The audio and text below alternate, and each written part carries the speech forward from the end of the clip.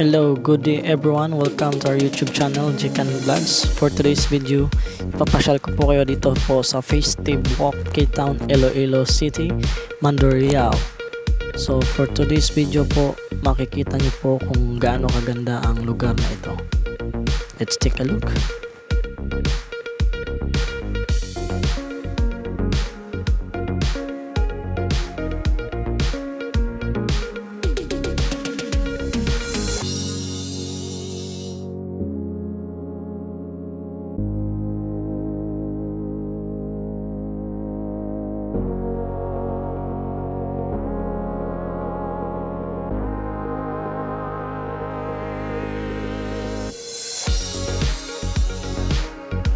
Kaya po siya tinatawag na K-Town kasi po marami pong mga Koreano sa community na ito. Kaya na-inspired silang gumawa ng K-Town dito sa Iloilo. So dito po makikita nyo po iba't ibang klaseng mga kainan, mga street food, marami pong ino-offer dito. And aside po sa mga lantern dyan sa gitna na nakabitin, sa gilid-gilid niyan, maraming varieties na mga kainan.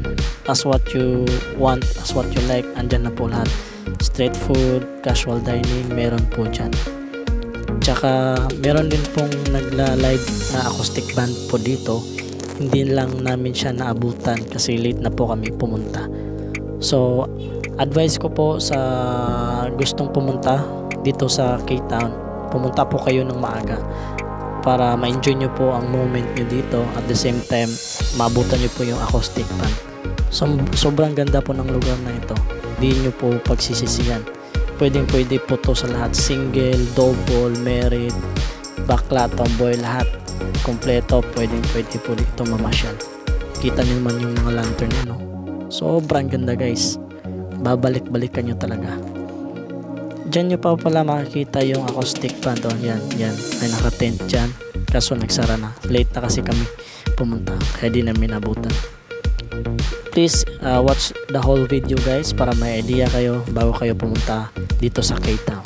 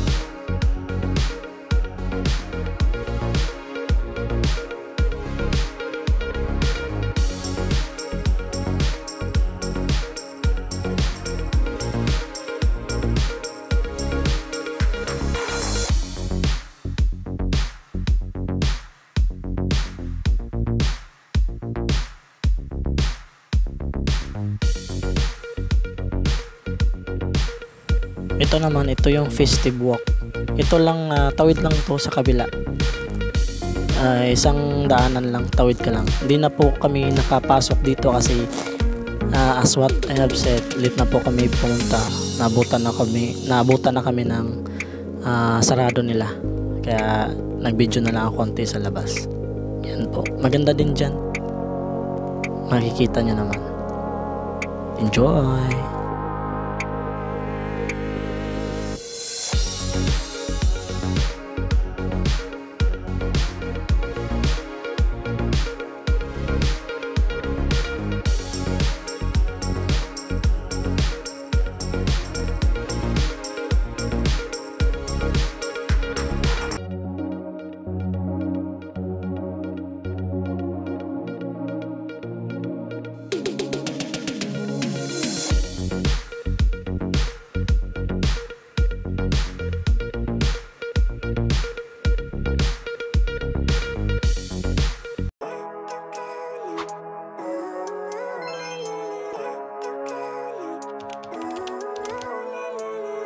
Living life, every day, late at night, not okay.